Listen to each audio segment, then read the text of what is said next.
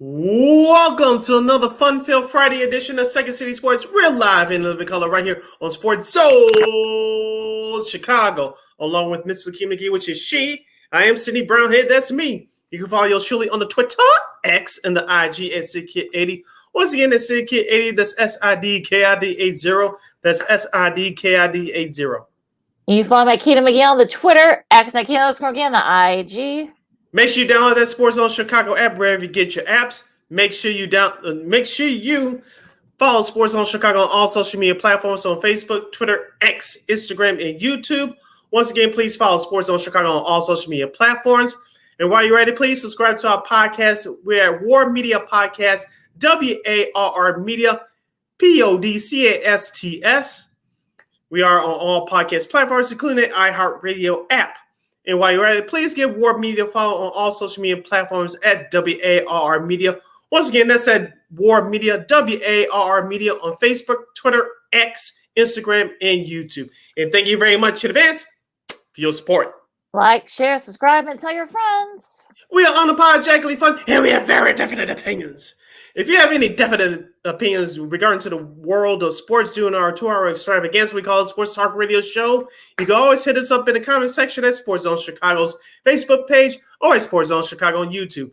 Type in those questions or comments in the comments section. Linkino will get them up on the screen for you.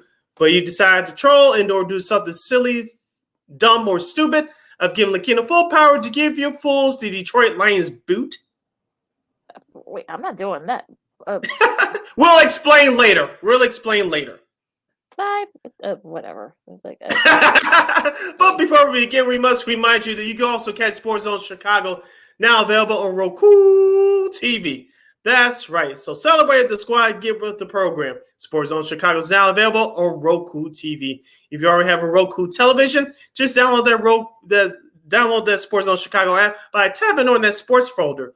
If you don't have a Roku television, but you have some handheld devices laying around, iPhone, iPad, iTouch, your Chromebook, or your PC, just hit up the Google Play Store, download the Roku TV app, and access Sports Zone Chicago through that avenue. So no more excuses. Celebrate with the squad and get with the program. Sports Zone Chicago is now available on Roku TV. We're available 24 hours a day, 7 days a week, 365 days a year, live and on demand. Anytime, anywhere. And you know we will provide. We will provide some what we usually do here on Second City Sports. We're going to start, of course, we're going to talk about the Damian Lillard trade. After this, of course, we'll preview college football week 5. We'll recap Lions Packers from last night. Of course, we will do our picks. And of course, our girl Christine Manica. We'll explain why she's not here. Going to be with us today at 1:30, maybe a little bit beforehand. That way, we can get you guys can have all the information that you need, to help her out with a great cause she's doing, like she usually does the last couple of years. She's been doing this with us, but we're going to start off and talk. Well, I mean, I guess because we have to. One down and a runner at third base for Ian Happ. Chop to third. Riley coming home. Throw on a bounce. Tag. Save. Riley was low and to the foul territory side of home. Darno gloved it, and Talkman stepped over the tag onto the plate. First game of this series. Line drive down the left side. Fair ball into the corner. Bangs up against the fence. Happ, they're going to send him. He's around third on his way to the plate, and he'll score. It occurred in the series opener. A line drive base hit to right field. Horner scores. Stopping at second is Bellinger. And now the plot begins to thicken.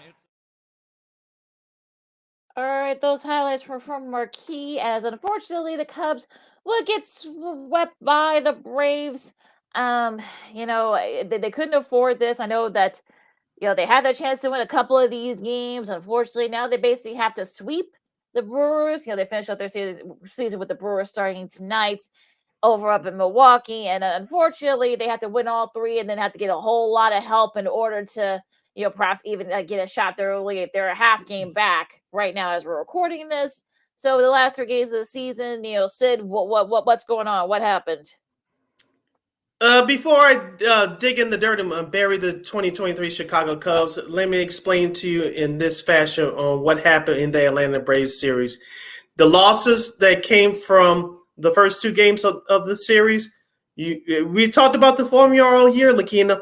great starting pitching, along with your offense scoring between 4, 6, 7 runs a game, usually equals wins most of the time, 9 times out of 10 for this Cubs team. Jamison Taillon had a very good performance on Wednesday. The bullpen couldn't hold it down. Tuesday, Justin Steele, in his last couple starts, struggled, but he bounced back with a great performance. You actually had a 6-0 lead, but your bullpen, even though it's been injured, and we talked about injuries, no one's going to use it as an excuse at this time of year. Your bullpen couldn't hold it either. What was exposed in that series was been exposed with the Cubs for the last almost month. Those games, not just with those games against the Braves, culminated with those games that you blew against Pittsburgh last week, against Colorado a couple weeks ago on the road, and those games against Arizona. Looks like they're headed towards the playoffs too. Those games that you blew that you couldn't execute down the stretch, it came to bite you in the ass.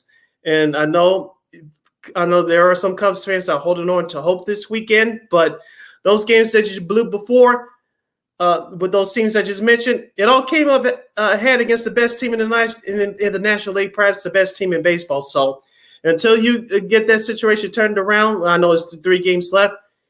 Sorry, Cubs fans, you don't deserve to go to the playoffs. Playoff teams find a way to close the deal, and the Cubs had their chances to do that, and they got exposed for the final time in that Braves series. Oh, yeah, the bullpen, I think, look here, your bullpen's banged up. Of course, Adelaide's been out, and, a couple other guys have been out as well. They've been back and forth. They tried to put Stroman out there yesterday. He has not been the same since London, so, be that as it may for that. They've now lost 5 games this month after holding the lead. Twice they had the lead. They couldn't hold on. And for me, I think, look, we'll try to get somebody on Monday to preview the playoffs and perhaps even talk some Cubs. But, I think for me, unfortunately, this is sort of like one of the things that kind of came back to bite him in the butt. I mean, the hitting's been okay, but the pitching wasn't, and vice versa. You needed that against the Braves. I know Ronald Acuna Jr., I mean, he's making a case for, NL MVP because the first guy in the 40-70 club, the 40 home runs, the 70 stolen bases. I know that's one of those stolen bases that kind of set up ended up being the game winner there on Wednesdays for Wednesday's game. I know there was some issues, some of the marquee guys had issue with. I mean, I didn't have a problem with it, but I can kind of understand why some guys had a problem with it because, it was, you're in the middle of the game, especially since it's the top of it was the bottom of the 10th, I should say. So not going to, go too far into the weeds there, but I kind of feel like, look, I don't think should the Cubs miss the playoffs, look, a lot has to happen. And look, Milwaukee's already clinched a 3 seed, so they don't really have much to play for. So I'm going to wonder what their mindset's going to be. And for me, and I think, look, if it kind of sets up for the Cubs to try to maybe sweep. I mean, you can't win 2 out of 3. You have to sweep. You have to hope that maybe the Marlins lose, to the Pirates. They have to depend on the Pirates kind of help you out. But I think for me, look, this is should they miss the playoffs about the Cubs? I mean, yes, disappointing, but considering where they were and considering they were people thought they were going to be, I think they should be feeling pretty good. Now we'll talk about David Ross. Should he be gone or whatever? Cody Bellinger coming back. I mean, all that. We'll answer all those questions at a later time. But I think, for me, I think there's always a chance. And look, the Phillies they've been back to the playoffs. Again, it's like literally the very last second of the regular season. So look, weird things can still happen. So and look, the Marlins in the mess to finish that game yesterday. I mean, it was bad rain still going on over in New York City. So we'll have to wait and see. But yeah, I think the Cubs still have a shot. I mean, I'm not going to say, they can't do it, but yeah, is the odds not good? No, but look, they still have a chance. Yeah, Kyle Hendricks goes tonight for the Cubs. Jordan Wicks tomorrow, Saturday, and in the regular season finale on Sunday, Justin Steele. Now, for pride, whether they get in or not, the Cubs have to finish strong, like you say, Lakina, because they did build up momentum from the month of July, basically after the All-Star break on. So I think for pride purposes, they have to finish strong. But as far as the playoffs concerned, you can kiss them goodbye. They had their chances, especially against Colorado, Arizona, and Pittsburgh, some outside of Arizona, some of those bottom less field teams that, as we told you guys, that at this time of year in September, those teams that are sub 500, they do damage when they play against the teams that are trying to solidify the playoff spot. They alter the playoff matchups, or they alter your fate of whether you go to the playoffs at all or not. So the Cubs had experienced this. Too bad it's happened. They're going through this tough stretch at the wrong time. But I think this is something they're going to have to learn for next year. Like you said, we'll talk about what they need for next year coming up or on the next episode and the show's going forward during the offseason. But I think just for pride, they have to finish strong because this team has done a lot of good things this year. But I know they exceeded expectations, including yours truly, even though I did not pick them to go to playoffs. But I told you I think they were going to be a better team than last year. But you would think that after Sunday, whether they qualify for the playoffs or not, they can look themselves in the mirror and say, hey, in the front office and say, hey, this is what positions that we need to solidify for next year. Hopefully learn your lessons from what happened, especially during the month of September. And hopefully this doesn't happen again. And look, and I've said this before. I mean, like, I don't think, look, I had the Cubs win like 80, like, being right at 500, should they, whatever they decide, they're already, exceeded that. So I think, look, just build on that. And just, look, I'm not going to sit here and say that they don't have a chance. I mean, like I said, the Phillies really didn't get it. It's like literally like the very last second. So, look, a lot of weird things can happen. And look, if the Marlins can, lose to the Pirates, you got to get some help from them. Take care of your business. Hopefully they can kind of, go from that. But, we'll see what happens there. As listen, I can see sports on Chicago. Lakina McGee, Cindy Brown with you. And want to give out some congratulations to, some teams that have already, the Orioles have clinched, not only they've already clinched the playoff spot, but they now have clinched the division. They've won 100 games for this, the sixth time in their franchise history. They went on to win the World Series 4 of those previous 5 times. So, that might be a good omen there. We'll talk about Brooks Robinson legacy probably, if not, during the 7th perhaps later in the show. But, look, they set themselves up. They're now the number 1 seed in the AL. So they will get home field throughout. And it'll be interesting to see, kind of like how the pitching sets up for them. But their hit has been really solid. So I really like this Orioles squad. Yeah, the only thing that I have a problem with the Orioles, I've been expressing this for the last few weeks, is the injury to Felix Bautista, the all-star closer. I don't know if he's going to come back for the playoffs or not. That's the only issue that I have for them going into the playoffs. Who's going to be that guy who's going to take his spot to close games down? Because let's be honest here, Lakina, this group has not been through this type of pressure situation before. Yes, they clinched the division. Congratulations to them.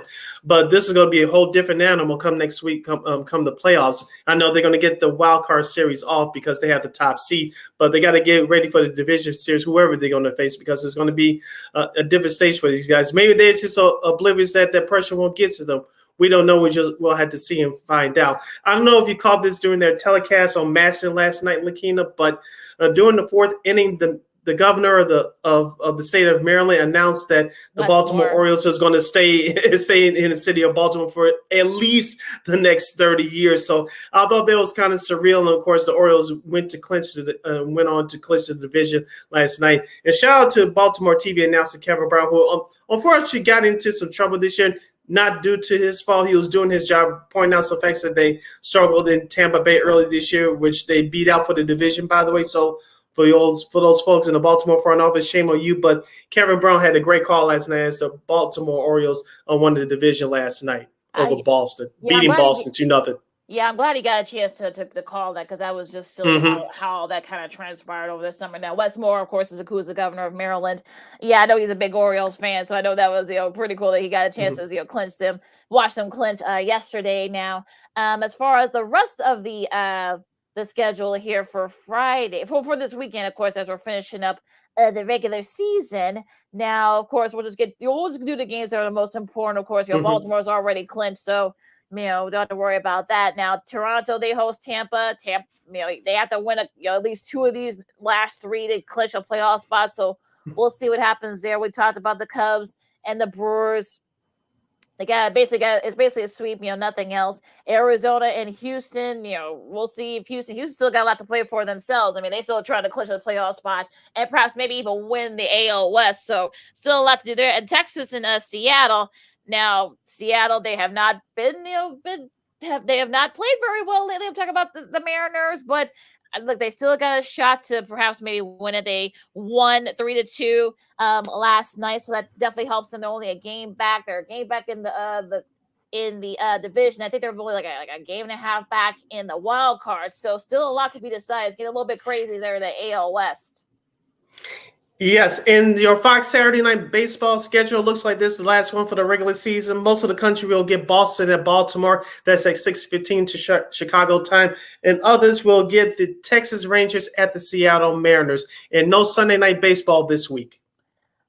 Because all the games on Sunday will start at 2:10 p.m. Central Standard Time. Yeah, so gonna be a lot of no scoreboard watch, so there's no like intersection. So it could come down to that very last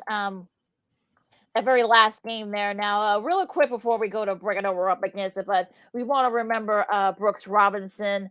Of course, he passed away early this week. Of course, the third baseman for the Orioles, won a couple of World Series with the Orioles. And I have his stats. Well, a couple of his stats. So bear with me, folks. Darn, I gotta find it first. But he spent 23 seasons with the Orioles. He tied with Carlos Yastrzemski for the most seasons spent with the team in MLB history. He also had 16 Gold Gloves at third base, more than any other non-pitcher. So just amazing. Him and Frank Robinson, who passed away a couple years ago, were a great outfield infield tandem. So they were real, and plus they were really good friends. And I know how devastated Brooks Robinson was when Frank passed away, and now they're a beautiful portrait. I know they've been doing a lot of stuff over the Orioles. Now they did something really nice last couple of nights. So Sid, what do you think real quick with your memories about Brooks Robinson? Like I said, it's a Hall of Fame legend, and like you say, he played in there for 23 years. Had that orange uniform. I know in today's world that you don't see your favorite athletes play in one uniform anymore. Those days were gone a long time ago, thanks to free agency and the money that's coming to the game. But you talk about a legend that set the standard for playing the hot corner at third base. He did it, and like I said, Frank Robinson as well. That he was the first black manager in baseball. Period. So both those guys are icons within itself. So it's kind of ironic as we talk about bringing it back to this current day Baltimore team that the governor announced that they're going to stay in Baltimore, even though a legend passed away. It was all tied in together, culminating what happened last night. So, like Lakina said, we'd like to send our condolences to the family there of at this during this challenging time. But a Hall of Famer truly indeed, he's definitely going to be missed. Definitely a pillar in baseball history that's going to last a lifetime.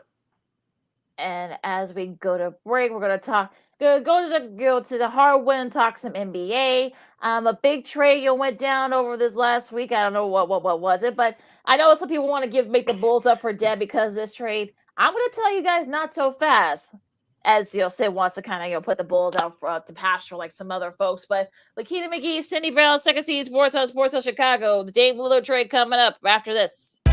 This year, my mom got me the perfect bag for back to school. These colorful binders help me stay organized. These headphones are just what I need for studying. These new sneakers are just what I need for the new year. This jacket is a real must-have. My parents got me the skateboard I wanted. It's pretty cool. These scissors really come in handy in art class. These colored pencils, too. These new socks, they can be a real lifesaver.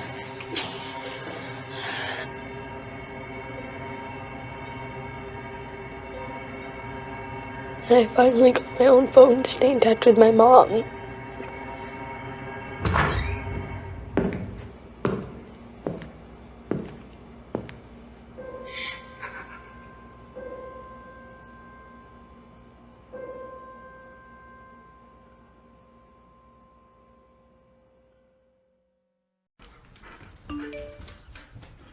Trisha's having a sleepover tonight. Can I go? I wonder about Lucy's friends. What should I say? I know you're only 10, but one of these days a friend will offer you a drink. And alcohol at your age can lead to so many things. None of them good. So can I go to the sleepover? Lucy, I want you to promise me I something. finished my homework. Bigger promise. If there's any drinking, I want you to say, "No thanks, not my thing." Mom. I promise you, your real friends won't care. Deal?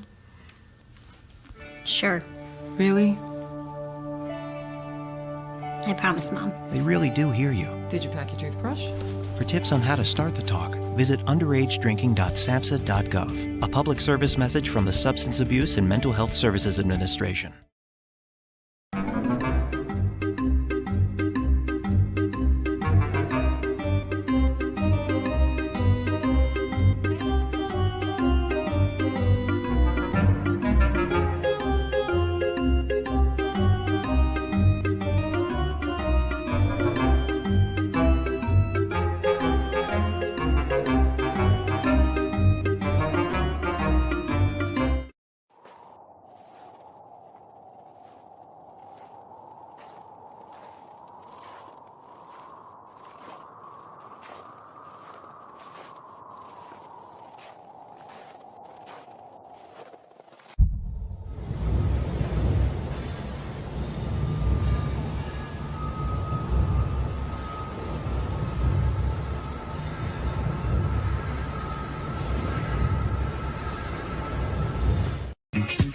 Hey, this is Dr. J, and I listen to Sean and Maya in the morning.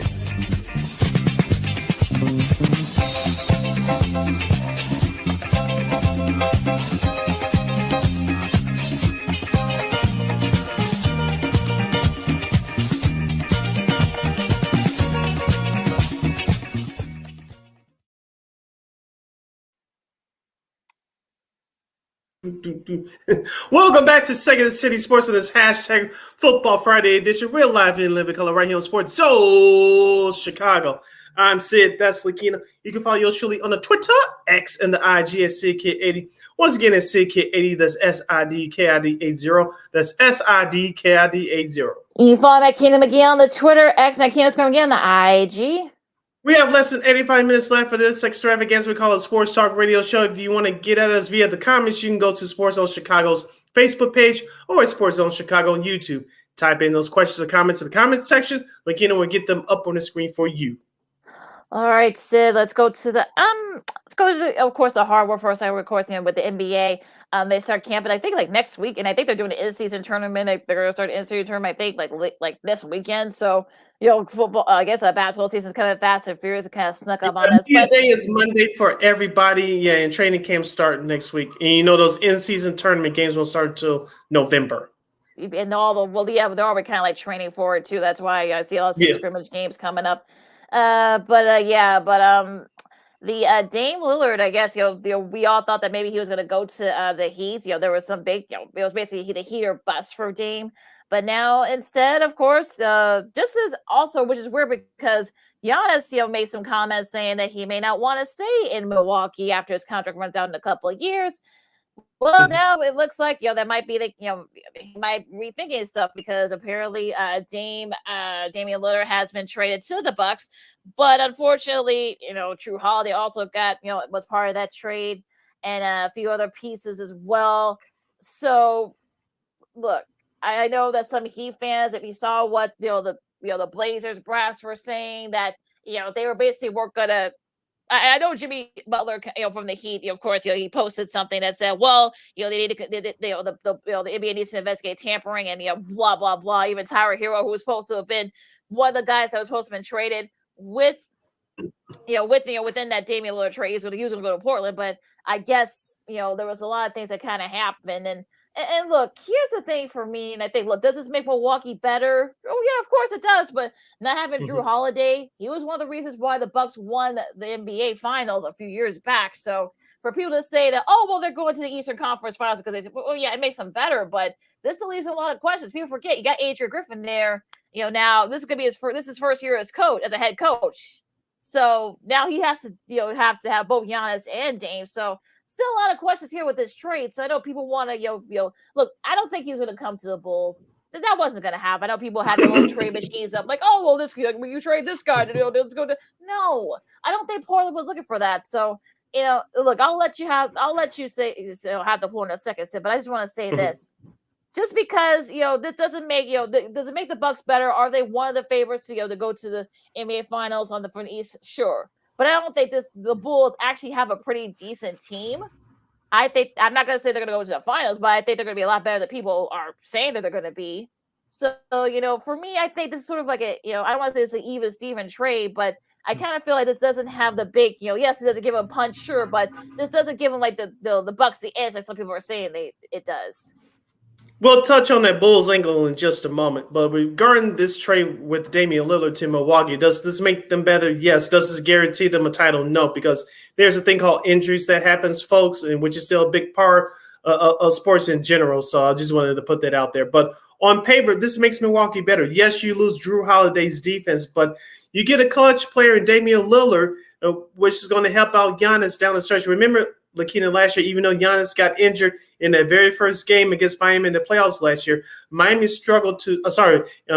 struggled to score down the stretch. Remember, Chris Middleton was battling knee issues from the previous year all year long, and it showed in the playoffs once again.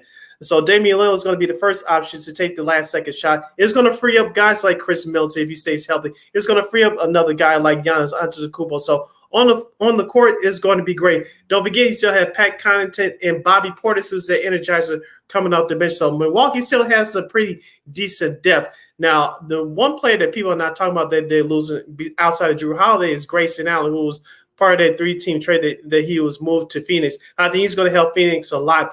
And the Phoenix Suns, they're going to be better with that depth. Because remember, like, over the summer, we're talking about where they're going to get the depth from because they have Devin Booker and Bradley Beal to team up with Kevin Durant now. I like their depth and with the Grayson Allen there now. And with DeAndre Ayton, part of that 3-team trade now being moved to Portland, he's going to help them be competitive and what have you. But back to Milwaukee. Does this put Milwaukee at the top of the Eastern Conference on paper? Yes. Like you said, they still had to get their chemistry worked out. They still had to basically stay injury-free. But I like the pick-and-roll game that potentially Giannis and Dame is going to have. They're going to be that much more dangerous. And watch out for Chris Middleton. If he stays healthy, I think he can have a better year than he did a couple years ago when they won the title. So Milwaukee is that much more dangerous on paper. And like I said, they just had to stay injury-free and get that chemistry going, which will take some time, folks. But I like their chances in the playoffs. The only team that's going to stay with them in the East, I believe, is the Boston Celtics, even though they lost Marcus Smart, RIP Tom Heinsohn. But Boston's still that dangerous team. Everybody else got to play catch-up all year long. See, this is where I disagree with you. I think not having Chris Middleton, you don't know what he's going to be. You don't know how long he can stay healthy. That's always been a problem. And I think, look, Drew Holiday's defense, why are people not listening? Look, yes, look, you can score, great. But we saw in the last couple of years in the finals, it's been about defense. And I kind of feel like, Drew Holiday, his defense is going to be missed on that team. And I think, look, you don't know how Adrian Griffin's going to be with all those guys. So I think, look, for anybody that wants to kind of just give, the Eastern Conference to the Bucks, I mean, I think people need to kind of just slow down on that. I think really the biggest winner of this trade, I don't think it's the Bucks. I think it's the Suns.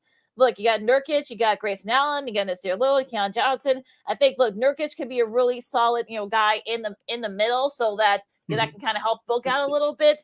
And I think, look, there's just so many other weapons here, and I think, the Blazers, I know they get back Holiday. We'll see. I know that he may not stay there. Who knows? They got Aiden. They got rid of that contract finally. If you're the Suns.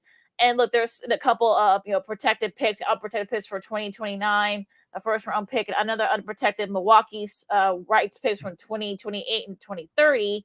So I think, look, for me, I don't know where Boston's gonna be. They got a lot of questions in Boston. Look, Philly, there's a lot of questions. You don't know how Detroit's gonna look this year. They're supposed to be better, but you don't know how they're gonna look. So there's just so many questions. And I think, look, on paper the Bucks are look good and they might be the top seed, but look, if that were true, the Bulls will have a couple from the last few years, okay? I don't want to hear people say, well, they're good on paper. Because if that were the case, I mean, the Bulls would already have a couple of titles from, the last 10 or 15 years. So, you can kind of miss him with the whole good on paper thing, because I just think that's kind of silly, especially if it were that simple. I mean, there'd be a whole lot of whole lot of different championships in the last few years in the NBA, especially. So, and look, do I think the Bucks are kind of up there in the top 2, top 3 tier? Sure. But I think, I'm not going to give them a trip to the finals. There's still a lot to be figured out. And so we'll see. I mean, I give it a month. If we don't hear anything weird, I mean, if we don't say, Dave doesn't want to get out there for a month, I mean, we'll see. But I'm not going to, just give them a spot in the finals just yet. Like I said, it doesn't guarantees Milwaukee a title, but it gives them a better chance than they did before the trade yesterday. So like you said, I know you don't give this ain't old school college football. You get teams championships based on what you see on paper. They still have to prove it. Like I said, they still have to prove it, but this gives them a better chance than they did a couple of days ago. Now, the second point you brought up, where you said Juric from Portland to Phoenix, he's going to be a better fit for them than DeAndre Ayton was. And so I'm with you there. It gives Phoenix that defense and that rebounding in the 5 position. So I like that move. Now, we talk about Drew Holiday. Like you said, his defense is going to be missed, along with Grayson Allen, even though he's a tool sometimes. But let's not forget one of the reasons why Mike Budenholzer got fired last year. He didn't use Jamison Crowder. Remember, he was the difference maker for Phoenix a couple years ago. Not only that he was good defensively, he gave you some additional scoring. If he's used right by new head coach Adrian Griffin, Jamison Crowder could be your defensive stopper guy. I know that's saying a lot, but I think he's the missing the unsung piece that people are not talking about. And so new head coach Adrian Griffin is going to use him right. I think Milwaukee is going to be okay defensively. We know that Damian Lillard has never been a great defensive player. We don't expect him to do that. That's why you have other guys that can stop people like Jameson Crowder. And don't forget, like I mentioned earlier, Bobby Portis coming off the bench. Those two guys going to have to set the tone defensively for Milwaukee. We only Giannis Antetokounmpo has been there before as a multiple defensive player of the year award winner. So you have those three guys that can bring something on defense, at least set the tone. I think Milwaukee is going to be okay. Like I said before, all this is going to work itself out. It's going to have to take time, but I think they're going to be better than what people expect at the end of the day. I don't expect them to shut teams down, them averaging 80 points a game, anything like that. Those old school days are gone. But if they could be average to slightly above average defensively by the end of the year as a team, they should be okay. You listen to Second City Sports on Chicago. Like Kingdom McGee, Sneak around with you, talking some NBA here. I guess the Bulls angle for a second. Bulls Twitter, went nuts. Some people were making videos. Some people were already kind of saying, all right, did they play the season already? Did I miss something here? But I think, look, I just find it kind of dumb that people are actually doing all of this. And look, would have been nice to see Dame here in Chicago, but they didn't have the assets. It just wasn't going to happen. And I'm already seeing people say, well, maybe they could try to get Drew Holiday. But look, they're up against the cap. You'll have to get rid of P. Will, and I don't think they're going to want to do that. Look, they've got a pretty solid squad, and the way the schedule is set up, I think they could probably get a nice early, jump on teams early on. Look, I'm not going to say they're going to be the top 3 or top 4, but I think they're going to be they're going to be better than a lot of people are giving them credit for. And I think, look, I know everyone wants to, throw the Bulls to the wolves and say they're going to suck, they're going to be mediocre, they're going to be same old, blah, blah, blah. But, well, luckily you guys are not basketball experts, or you guys are not GMs, because I know some of y'all probably wouldn't survive the pressure of all that stuff. But okay, but I digress.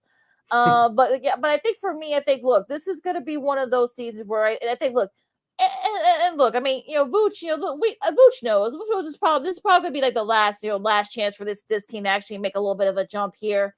And look, and then I think the Bulls could definitely be better than a lot of people want to give them credit for. And if they do actually are decent, actually do be up there like the top 3 or 4, everyone's going to look stupid. I'm going to be looking forward to that, and I don't want anybody to come in and try to say, well, hey, I told you so. Well, look, I can pull up tweets, y'all.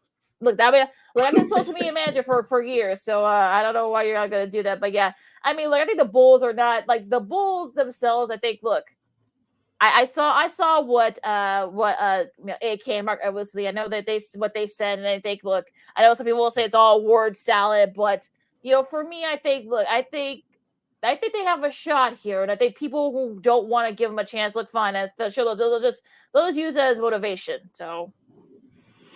Here's the thing with the Bulls.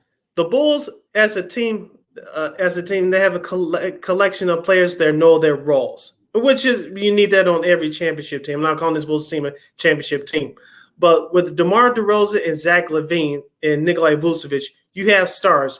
There's the difference between stars and superstars. Milwaukee has superstars. They come up in big pressure situations. The Bulls have stars. They know their roles, but they're not going to step out of the box and do something they're not asked to do. Boston, they have stars, superstars. The Bulls have only stars. They don't have any superstars. Yes, Zach LaVine is the face of the franchise, but he's not going to do any more that he's capable of doing. DeMar DeRozan is going into the last year of his contract. I'm just like you, Lakina. I like DeMar DeRozan, but do you think he's going to expand his game at this point of his career? I don't think so. And like Vucevic, this is more of a Bulls issue than a Vucevic issue. How many times have we said on this program, Lakina, last year and the year before that this Bulls team, i.e. head coach Billy Donovan, has to get Vucevic more involved in the offense. Like you said, management said all the right things this offseason after they re-signed him. I'm talking about Vucevic, he's important to our team, he's important to our offense. Are you actually going to do it? I don't know. Until I'm not like the state of Missouri. You got to show me what you're going to do before I fully believe you that much more if you're the Chicago Bulls. Now, as a Bulls fan like you, I want them to win, but I'm a realist.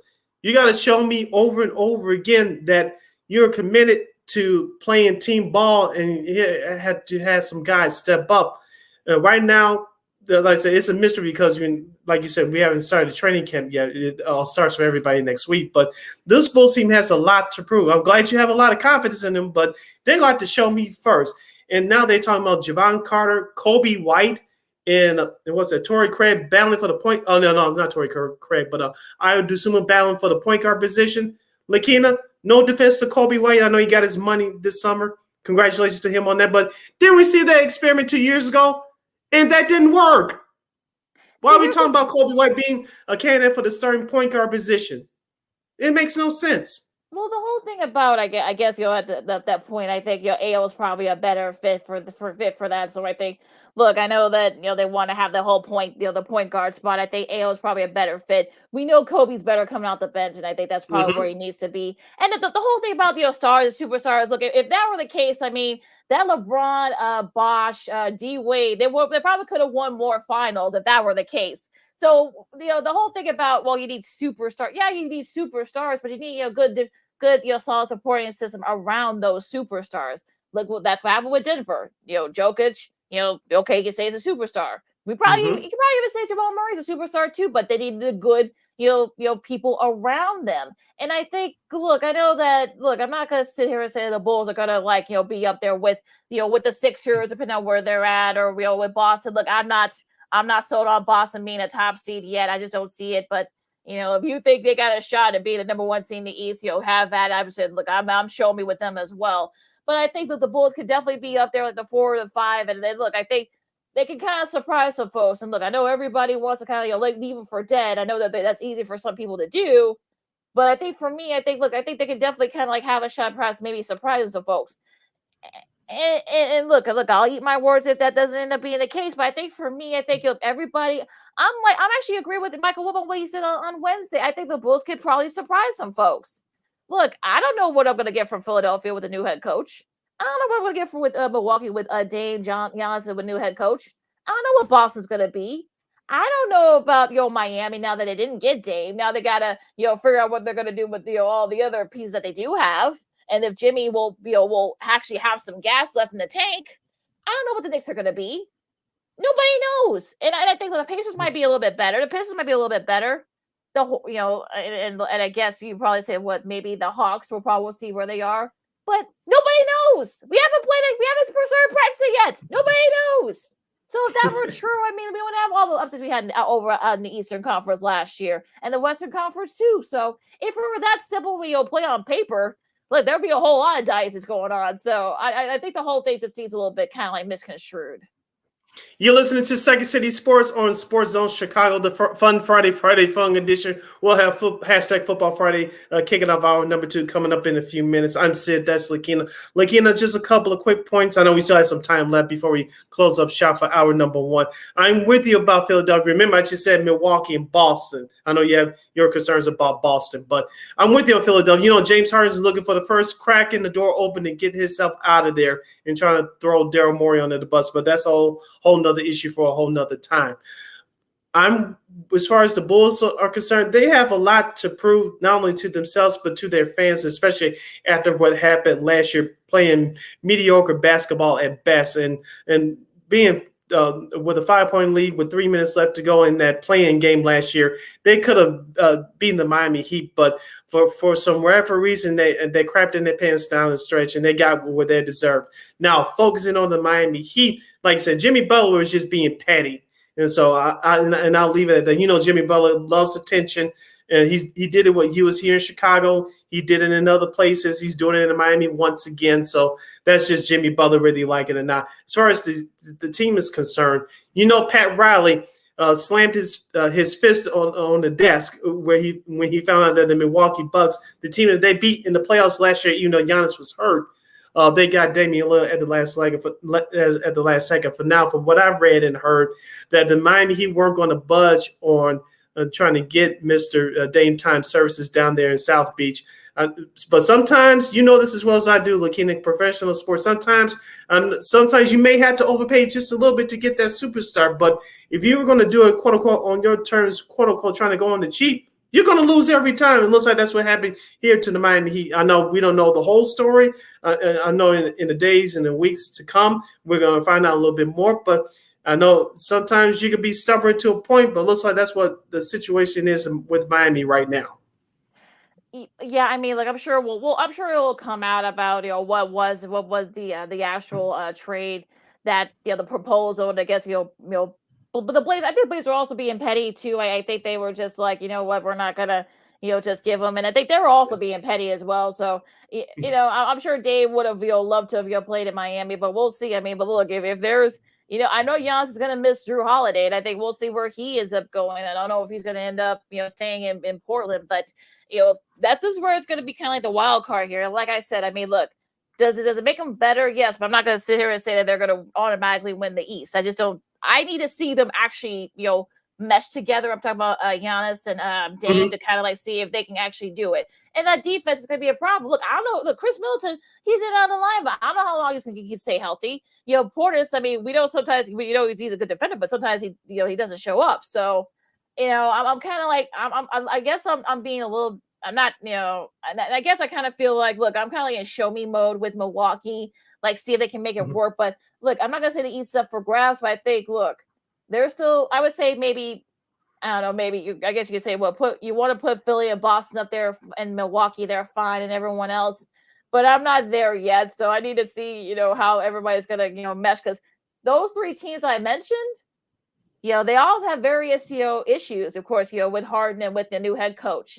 Same thing with Boston. We'll see how they are without Marcus Smart. I'm just not there yet with Boston. I'm just not. So we'll see. I love a good, spirited, intelligent debate. We haven't had one in a while, but this is what but that's what the NBA does. We have a big superstar trade. People want to give them the title. Some people want to have their projections. But projections are giving them certain things. But like you said, Lakina, I still have Milwaukee as the favorite. But like you said, a lot of things going to have to happen between now and the beginning of June when the NBA Finals start. So like I said before, their concern on the court is gelling together, and that's going to take some time. I know some folks don't want to hear that, but that will take some time. But my issue with the Milwaukee Bucks is injuries. Like we mentioned with Chris Middleton the last couple of years. Giannis, you saw what happened in the playoffs last year. So the number one concern for me for Milwaukee is health. And don't forget Damian Lillard. He played only 87 games the last 2 years in that Portland Trail Blazers uniform. So I'm not handing Milwaukee the title. Are they the favorite in the Eastern Conference? Yes. But the main thing that concerns me with Milwaukee is health first. And then if they don't have any major injuries, they should gel together on the court, which is going to take some time. Okay, well, I'm sure we'll talk more about this, I'm sure, within the next 2 weeks as they start practicing. Of course, you have the preseason starting in a couple of weeks for a lot of these teams. So we'll see what happens with that. So hour number one in the books, hour number two straight ahead. We talk Football Friday as we kick off in the college gridiron with a couple of great matchups coming up. We'll do our NFL Week 4 pick'ems, and we'll also even recap Packers Lions from yesterday. You notice we're purposely not previewing Broncos Bears because we'll tell you why, because I think there are even some affiliates that are not that don't want to watch the games. So we'll explain all that, and of course we'll line things up there with Mr. Conor Bedard and his first of many great moments from him and holy jumping. And a whole lot more, of course, we'll have Ryder Cup talk as well. Lakina McGee, Cindy Brown, Second City Sports on Sports Hill Chicago. We have a lot to talk about coming up on hour number 2, Football Friday, after this. No, I don't know, though. I'm scared.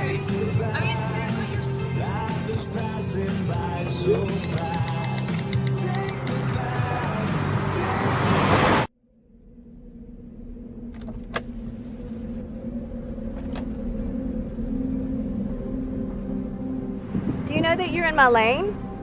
No, not at all. Are you not paying attention? Are you texting? I was just checking in with my mom. I was telling her that I thought we'd be home by 6. It's okay. There's enough time. Just pay attention. I'm not even halfway through my text. There's no way. I'm not even going to look up. My babies are in the car. You have to pay attention. It's just supposed to be a quick text. I'm so sorry.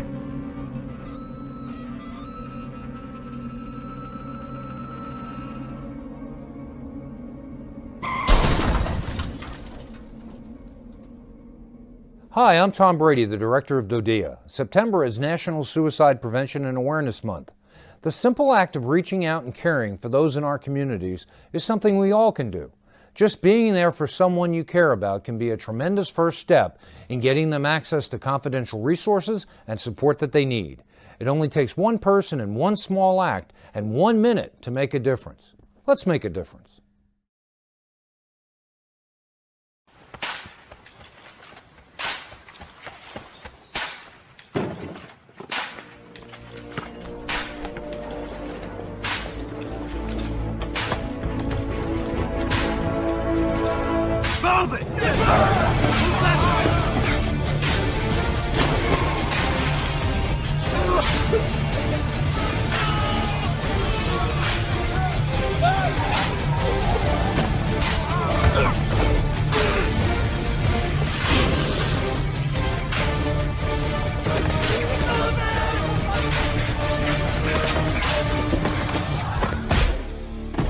Many will hear the calling.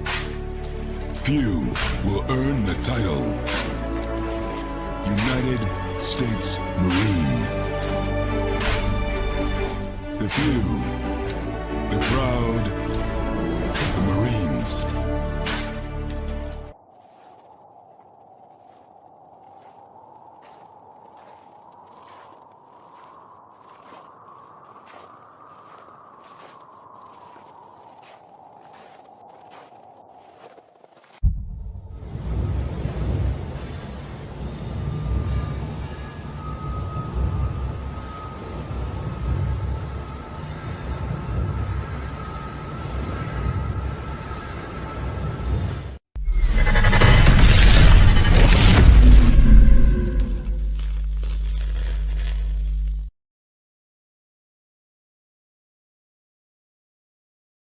Welcome back to hour number 2 of Second City Sports on this hashtag Football Friday edition. We're live in living color right here on Sports Zone Chicago.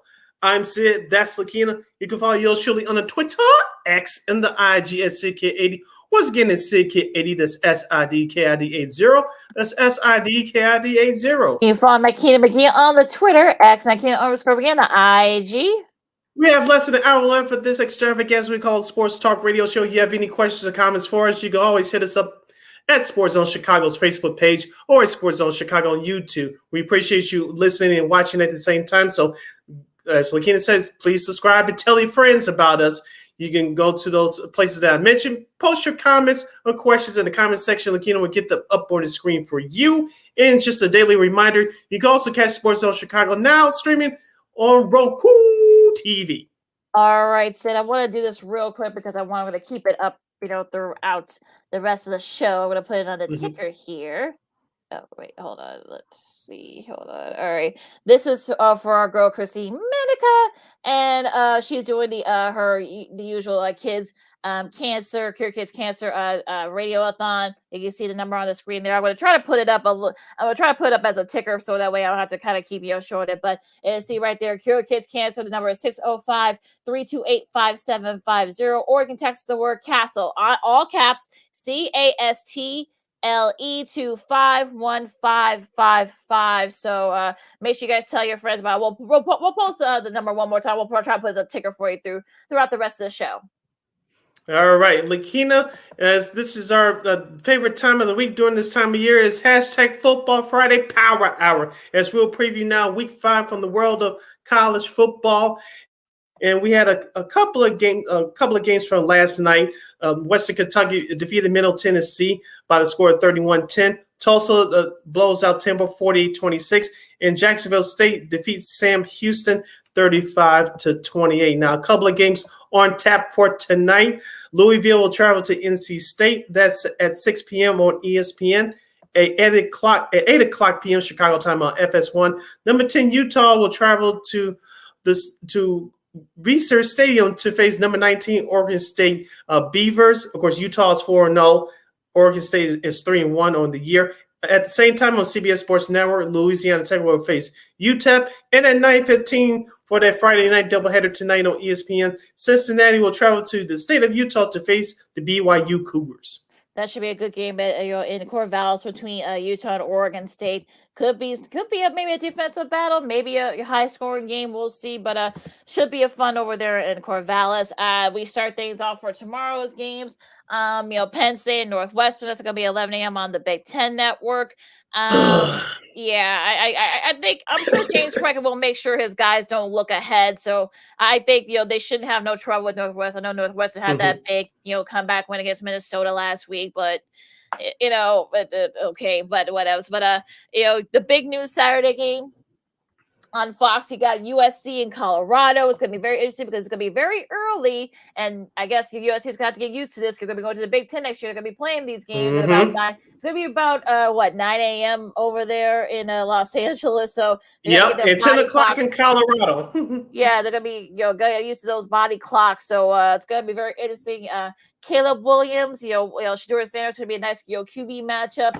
I know USC probably got caught looking ahead, in that game against Arizona State. Yes, last week I should say. So I'm not gonna seriously say that USC will blow out Colorado, but look, they're still not gonna have Travis. I'm talking about Colorado. So I think, look, I'm sure Riley will. They've been very quiet. So, and I think Caleb has actually been praising Colorado. So we'll see. There was a video of them basically kind of hurling little trash talking Oregon, in Eugene. I think that's probably what kind of woke them up a little bit. So I don't think USC is going to do that, but I think Lickerell will have his guys ready. It's going to be close, but I think USC will pull this out. But should be entertaining. Let's hope.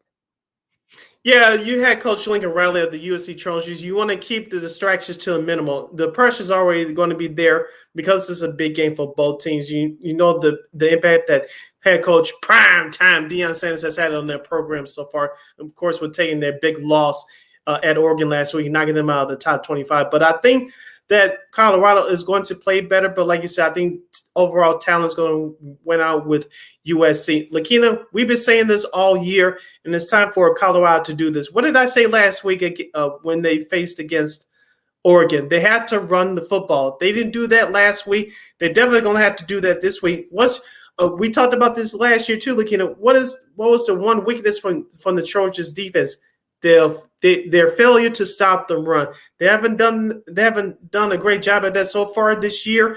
If you're Colorado, you got to have someone commit to running the football. You can't just have Shedeur Sanders running around going backwards all day, unlike last week at Oregon. So Colorado, in my opinion, they're going to have to run the football with some consistency. If they keep at it being consistent, they're going to break off a couple of long runs later on in the game. That's going to open the game up that much more for Shedeur Sanders and Xavier Rivers. You mentioned he's replacing Travis Hunter at the starting wide receiver position.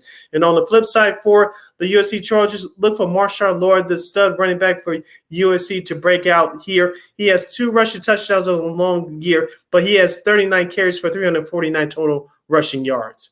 And that's been their problem too with Colorado. So it could be who could stop the run. I think that's going to be very interesting there. In SEC, you got Florida and Kentucky. No, this is not a college basketball matchup. There's a theme here. Kentucky's 4-0.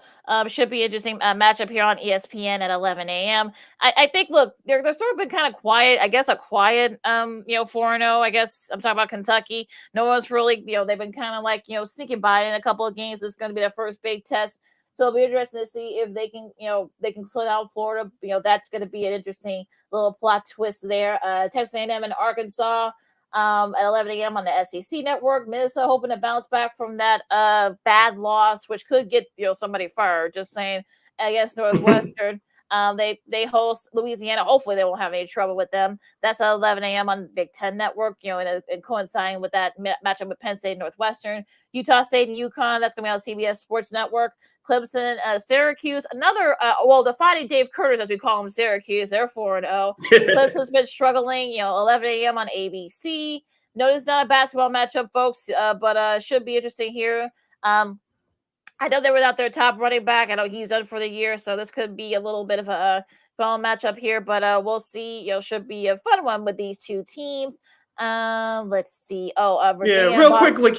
Yeah, real quick, Lakina, before we continue. With the Clemson-Syracuse game, I know Clemson's favored by 6.5, but I told you last week that Cade Klubnik of Clemson, he has all the pressure on him right now to prove that he's a top 5 quarterback in the country. I know he has 9 touchdowns and 2 interceptions so far this year, but he didn't look that great to me, in my opinion, in that loss last week against Florida State at Florida State at home.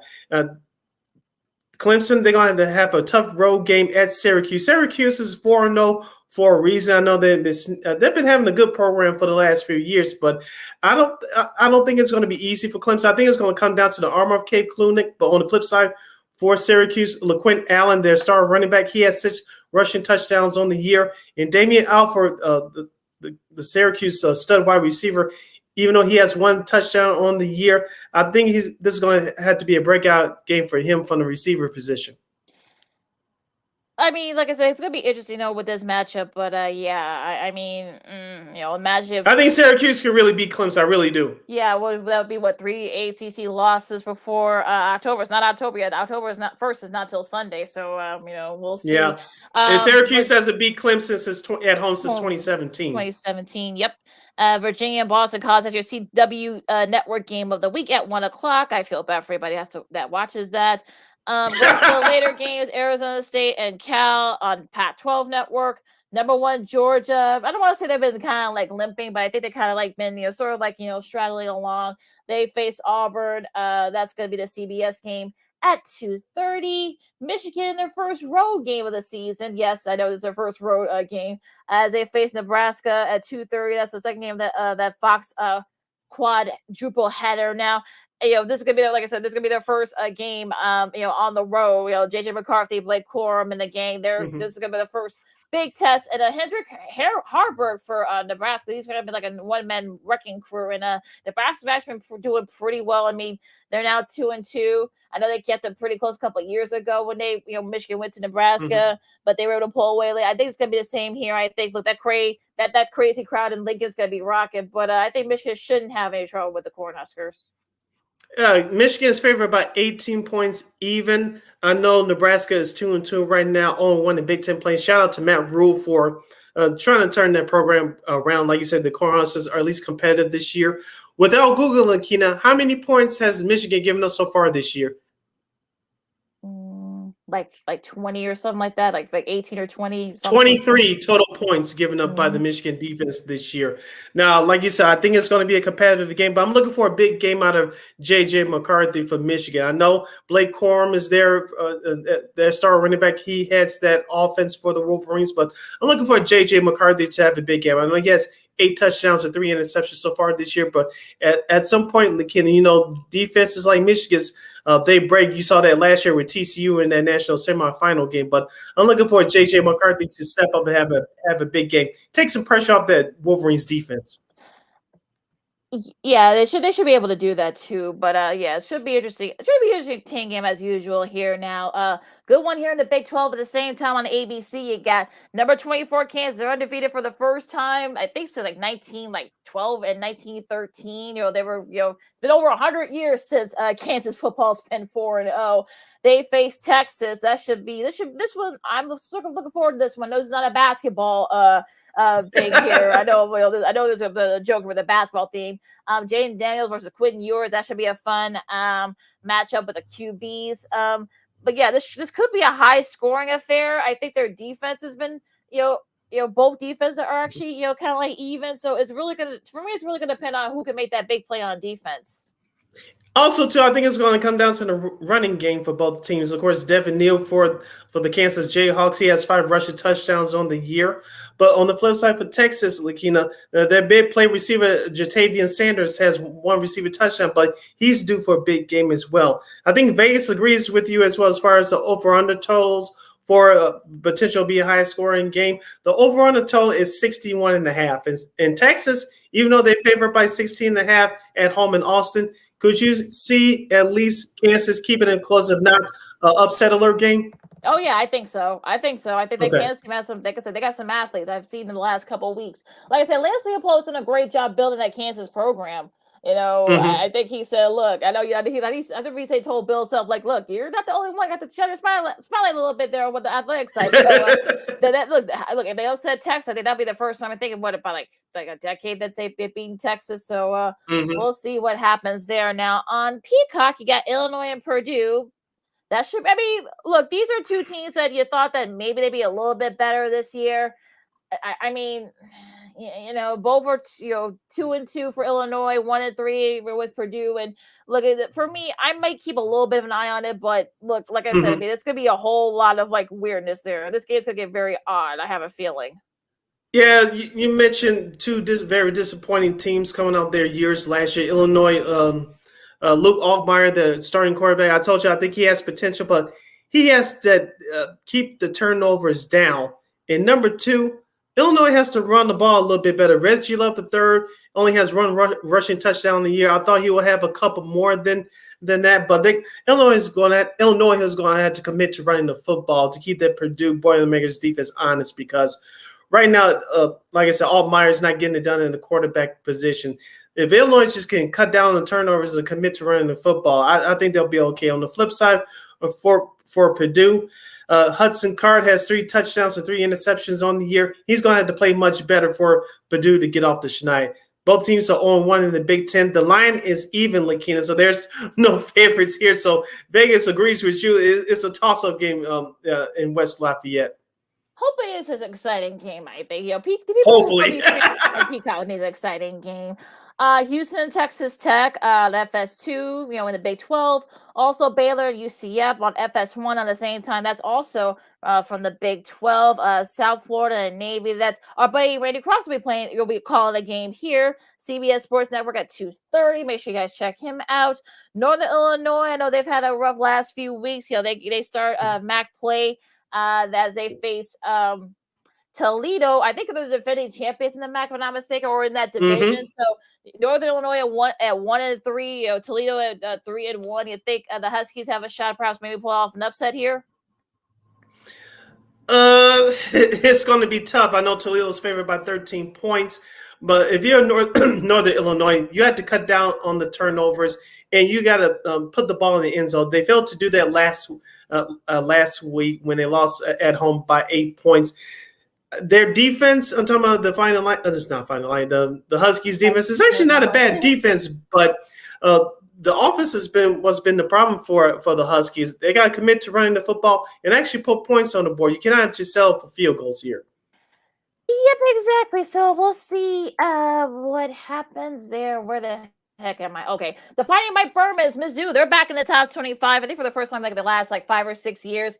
They, I'm not gonna say they're gonna be straight upset alert. I know Mike's probably gonna be listening to this like, Lakina, what are you saying? They faced Vanderbilt in Nashville. I remember because I think a couple years ago, I think Vandy beat Mizzou. So this could be like an interesting test here. They're 2-3. Talking about Vandy is. So I'm sure Mizzou's been playing very well. I really like we talked about their kicker, of course, making a big history there. Hopefully we not come to that. I know that they're going to need a lot of help from their quarterback, Brady Cook. Who's been, pretty solid this year, 7 touchdowns, no interceptions. So, but I think the defense is really going to be the key here for the Tigers, and that's been the key for them so far. So I think this could be like one of those days where they shouldn't have no trouble with Vandy, but we'll see. Yep, at 3 o'clock on ESPN2, we'll have the 2-2 Boise State Broncos. They'll travel to Simon's Bank Liberty Stadium in Memphis, Tennessee to take on the 3-1 Memphis Tigers. And also, at 5 o'clock, as we get into the primetime schedule, 5 o'clock on ESPN, number 13 LSU. The Tigers will travel to Oxford, Mississippi to take on number 20 Ole Miss. Both teams checking in at 3-1. LSU 2-0 in SEC play, Ole Miss 0-1 in SEC play. Yeah, I'm sure they will Ole Miss will love to have a bounce back from that loss to Alabama. I know that Lane Kiffin was not very happy that they lost to Alabama again. So, LSU, this could be very interesting. You got, a couple of veteran, QBs. So, yeah, I think this could be a great matchup here. You got Jackson Dart, of course, for Ole Miss, and Jaden Daniels for LSU. They got a couple of studs. Of course, we know that Dart's leading rush. I know Sid Hayes from the QBs leading the team in rushing. Logan Diggs is probably one of the top running backs in the SEC. So I think for me, this is really going to come down to this could be like a little bit of a slugfest here. So we'll see what happens. But this should be an interesting game, as it usually is in recent years, especially between these two. And Vegas agrees with you, Lakina. The over/under total is 67.5. You might take the over, but it's just an unbiased opinion. Yes, so don't take my word for it. But LSU is favored by 2.5. Like I said, this is a big game for both teams. I think it's a bigger one for Ole Miss because they had to get off the schneid. If they had a chance at Alabama last weekend, they didn't get it done. Also, look for Malik Neighbors, one of the top wide receivers in the SEC for LSU. He has 5 receiving touchdowns on the year with 32 catches.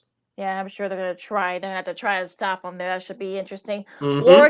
Oregon is staying from the Pac-12 network. I know Dan Lanning. I'm sure he's going to make sure his guys does it. I know they feel disrespected again because they didn't move up too much, after beating up on Colorado last week. They may take it out on. We're fighting for spots. Yeah, I know. Well, I mean, look, they may take it out on poor Stanford. My gosh, how that program's fallen. I know David Shaw probably is glad he got out of there. It's like as soon as he did. But yeah, you took out the Pac-12 network. At 6:00, we're going to the afternoon games. Oklahoma hosts Iowa State. That's going to be on FS1. I'm sure Oklahoma would love to have their revenge after they lost to Iowa State last year. So look out for Brett Venables and his guys to kind of be right there. And look, I know that we haven't seen them actually be tested yet, but look, they're doing what they're supposed to do. And look, Dylan Gabriel's been very solid. He's probably one of like the top QBs. Not saying he should be up there in the Heisman discussion, but I think he's been been very solid this year. 12 touchdowns, only 1 interception. I really like their wide receiver, Oklahoma's wide receiver, Andrell Anthony. He's a junior, could be playing on Sundays in a year or two. So I really like how Oklahoma's been playing here. And look, I think their defense actually been pretty solid this year. And Brett Venables putting his stamp on it. Yeah, what do you think about Oklahoma's running back Tyree Walker? I know he only has 2 rushing touchdowns on the year. Do you think they're going to feed the beast a little bit more? They might feed him a little bit more. Yeah, I think he's a little bit better than that. And I think they haven't really had to depend on him too much because Gabriel's been so accurate with the football. So especially with Iowa State not being a good, not having a good front seven. I think he might be seeing more stats from him this week. I think I'm just going out on a limb there, but we'll see what happens. Going into the NFL Network, you'll have Coastal Carolina and Georgia Southern. That's at 6:00. Yeah, shout out to our good friend Jason Ross, friend of the show. He's going to be calling that game for NFL Network. Yep. Yes, he will. At 6:30, probably one of the games of the week here. You got number 11 Notre Dame, hoping to bounce back from that tough loss at Ohio to Ohio State, I should say, as they face the undefeated Duke Blue Devils. Again, there's a theme here, folks. With the basketball schools, quote basketball schools. That's going to be at 6:30. Game day is going to be there for the first time ever for football. We know they've been there multiple times for basketball. But Sam Harden, hoping to kind of bounce. And look, that same up in Durham is probably going to be, going. Riley Leonard, I know there's been a lot of buzz about him. He's very physical. Can run the ball and pass it. But yeah, I think this could be another tough test. I wish our girl Christine was with us because I'm sure she's probably a little bit nervous about this game as well. Yeah, I think it's going to come down to the running game for Notre Dame. Audrey Estime has 5 rushing touchdowns on the year. I think you have to feed this beast, no pun intended, a little bit more.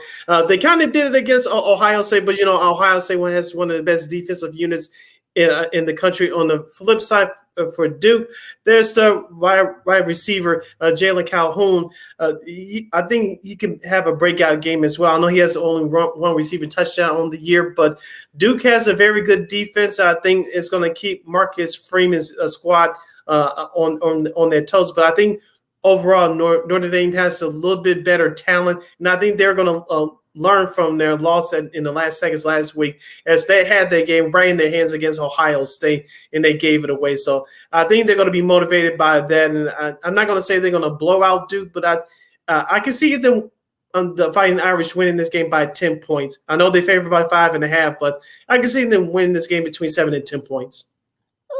Mike Elko, you better not let him hear what you're saying there, Sid, because I know I'm sure him and Duke, the players, they probably heard that before the Clemson game, on Labor Day weekend. So, he may have something to say about that, but we'll see. Trust me, I don't want Notre Dame to win either, but I'm just giving you my expert opinion. It should be entertaining, though. We'll see what happens there. Another entertaining game here in the SEC Network. You got at the same time, you got Tennessee hosting South Carolina, fighting Shane Beavers, as we call him here.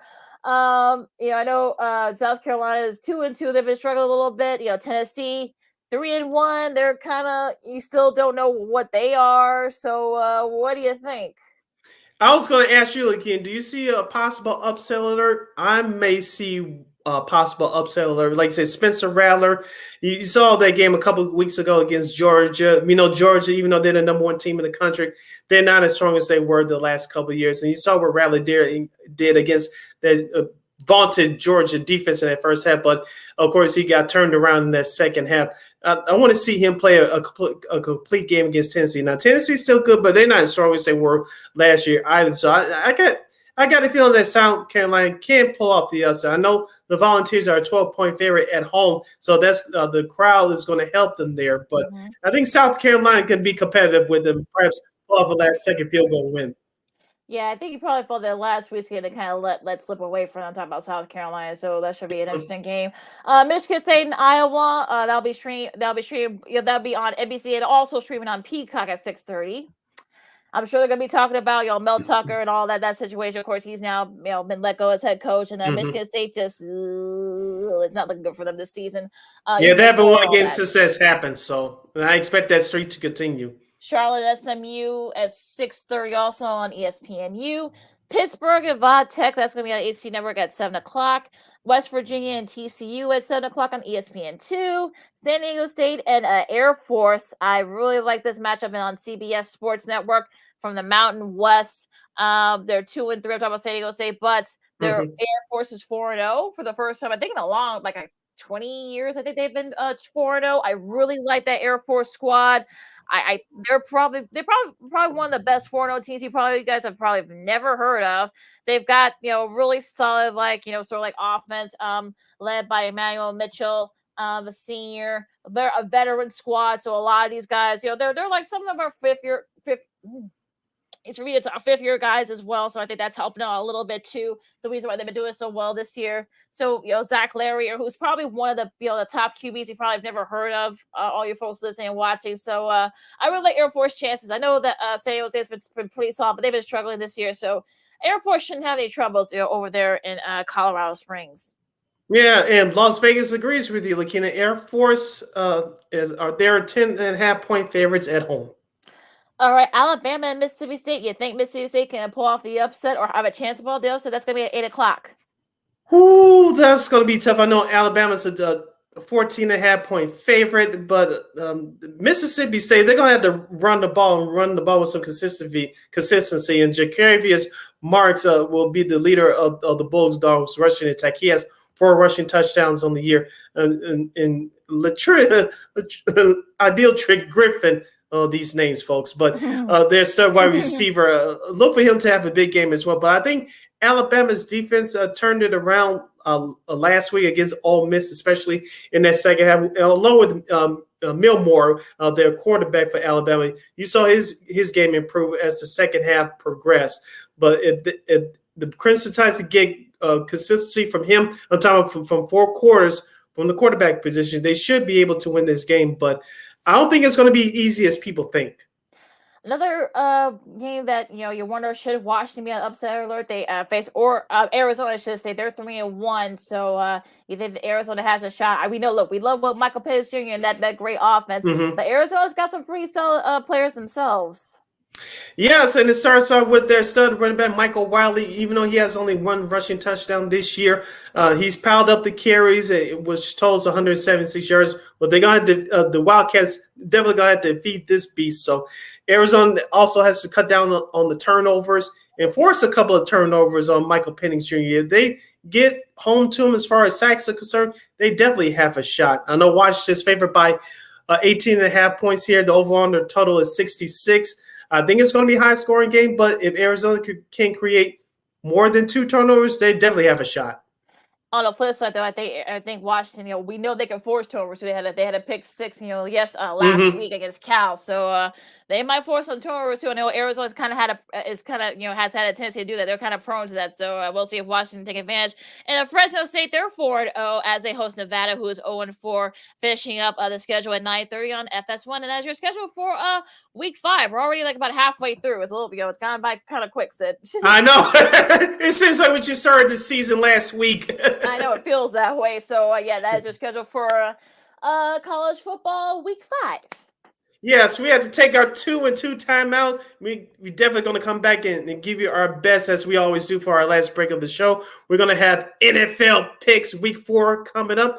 Also, too, we're going to give you our Cisco and Ebro review from last night's Lions beatdown of the Green Bay Packers in Lambeau. And we'll give you some other sports media news. And Conor Bedard amazes the United Center crowd. That and a whole lot more as Second City Sports continues right here on Sports Zone Chicago. This year, my mom got me the perfect bag for back to school. These colorful binders help me stay organized. These headphones are just what I need for studying. These new sneakers are just what I need for the new year. This jacket is a real must-have. My parents got me the skateboard I wanted. It's pretty cool. These scissors really come in handy in art class. These colored pencils, too. These new socks, they can be a real lifesaver.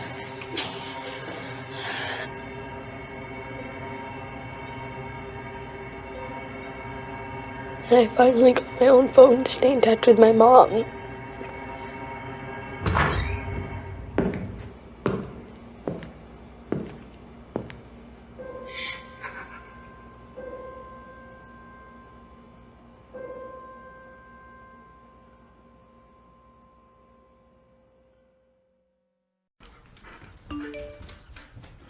Trisha's having a sleepover tonight. Can I go? I wonder about Lucy's friends. What should I say? I know you're only 10, but one of these days a friend will offer you a drink. And alcohol at your age can lead to so many things. None of them good. So can I go to the sleepover? Lucy, I want you to promise me I something. finished my homework. Bigger promise. If there's any drinking, I want you to say, "No thanks, not my thing." Mom. I promise you. Your real friends won't care. Deal? Sure. Really? I promise, Mom. They really do hear you. Did you pack your toothbrush? For tips on how to start the talk, visit underagedrinking.samhsa.gov. A public service message from the Substance Abuse and Mental Health Services Administration.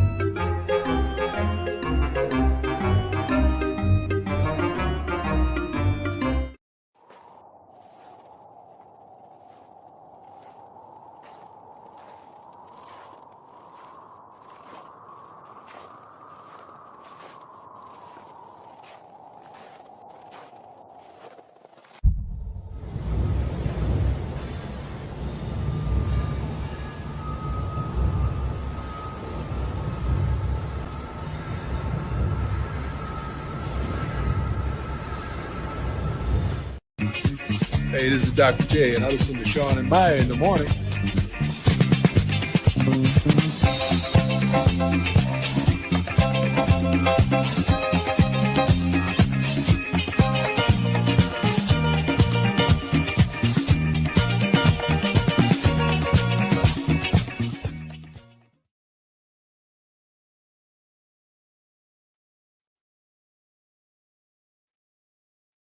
Brother. Welcome back to Second City Sports on this hashtag Football Friday edition. We're live in living color right here on Sports Zone Chicago. I'm Sid, that's Sakina. You can follow yours truly on the Twitter, X, and the IG at SidKid80. Once again, it's SidKid80. That's SIDKID80. That's SIDKID80. You follow my Kingdom again on the Twitter, X, and Candace from again on IG. This is our last segment of the show for today and for the week. If you want to get at us via the comment section, you can do so by going to Sports Zone Chicago's Facebook page or at Sports Zone Chicago on YouTube. Typing those questions or comments in the comment section. Makino will get them up on the screen for you. As you guys can see, the number right there, we're gonna have it up for the rest of the show. Cure Kids Cancer. Our girl Christine is doing a radiothon for KXRB. There's a number right there, 605-328-5750, or text the word CASTLE, CASTLE, all in caps, at 51555. All right. So, Sid, do you want to just do a quick recap of Packers Lions? Yeah, so let's do so. As the Detroit Lions improved their record to 3-1 after defeating those ugly-ass Green Bay Packers on Thursday Night Football yesterday, 34-20. Jordan Love, 246 yards, a touchdown pass, and 2 interceptions for Green Bay. On the flip side for Detroit, former Bear running back David Montgomery does it again. I think he's on Christine's fantasy football team.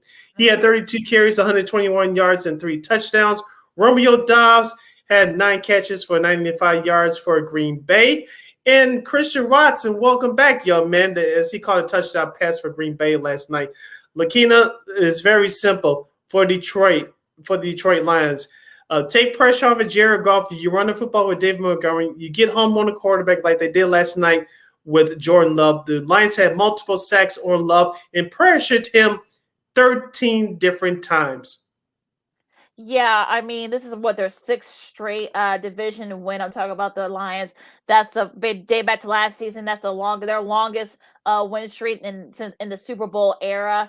Sam Laporte, I think he had a couple of receptions. He now has the most receptions. He has 22 now in his career through the first 4 weeks, I should say, career games since at least 1950. The only tight end with more than that through the first 4 weeks was, of course, Mike Ditka. He had 315, but again, that was a different time in the NFL. This is David Montgomery keeping up with that. This is his 3rd career game with 100 rushing yards at Lambeau. Only Walter Payton, Adrian Peterson, and Barry Sanders have recorded more as a visiting player all time. And the last time the Detroit Lions won their division was all the way back in 1993. Was still the old NFC Central. Remember that, Sid? They have never won. Yeah, it's Chris Berman of ESPN called the NFC Norris. the Norris division, of course, the old hockey reference there. We'll get to hockey talk in a little bit here. But yeah, I mean, look, I'm not going to give Detroit division just yet, but they look really good. And that was when Barry Sanders, I think was Scott Mitchell their quarterback, or was it? No, it wasn't Eric Kramer. No, Scott Mitchell came that all season. Remember, it was Rodney Pete and a friend of the network, Eric Kramer, on Sean Meyer in the morning. Those 2 were the quarterbacks in '93. Oh, and remember, the Bears beat them in the field goal game on Thanksgiving Day, and the late John Madden gave the remaining defensive players from the Bears from that '85 team. They were still on there, like Steve McMichael and Richard Dent and William Perry. They were on that '93 team, and that was the debut for Dave Wannstedt. John Madden gave them all a turkey leg after the game. Yeah, so it's going to be very should be interesting, the rest of the team. But Dan Campbell got guys playing very well so far. So we're really liking what I'm seeing so far from them. All right, so as far as the picks are concerned, I mean, we didn't do very well. We weren't very good at all. 7, Christine only had 7. You and I both had 8. And there's a 2-game separation between you and Christine. I'm in the middle. I have 25. You have 26. She has 24 so far. So all those darn upsets. My goodness. But that kind of killed all of us there. But I will give Christine credit for this. She did have the Pittsburgh Steelers last Sunday night. Yeah, and so did I too. I've had the Steelers as well, so pretty solid pick. But one of the few good picks that we had. Thank you, Jacksonville Jaguars, for pissing away that game. Oh my. Well, it also too for me, like the Vikings. Like the one time I didn't pick the Chargers. Go figure. And I took the Chargers. Yes. Oh God, no. All right, moving on. All right, let's start this off here. The first game off the bat, this will be on one of the London games, the London series games. This will stream on ESPN Plus and Disney Plus, so you can stream it somewhere on your computer nearby. I won't tell you guys where, but you got. No one knows nothing about that. Well, let's say whatever. Just say it. But you're the Falcons and the Jags. You start this one, Sid. All right, Jacksonville's favored by 3 points. Of course, as I mentioned, they had that ugly loss at home last week to the Houston Texans. Of course, the Falcons lost for the first time this year on the road at Detroit last week.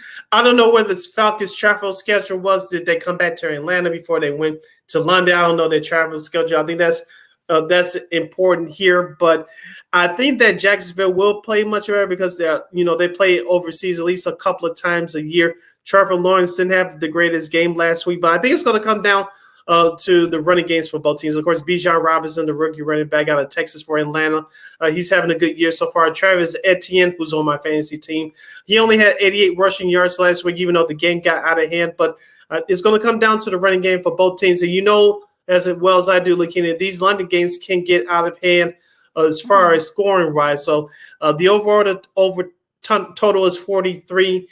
I think if I was a betting man, I would slightly take the over in that. But as far as the picking a winner, I'm going with Jacksonville.